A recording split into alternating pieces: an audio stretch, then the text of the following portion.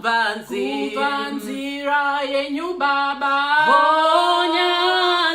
Nyashanze nyungazi uye ndipingirwe pachonemi ndisimbise njiro kwazo ndichigere pasi pano Baba ndipe moyo wakanaka ndizoshika kumusoro apo ndine dambudziko kana rufu ruchiuya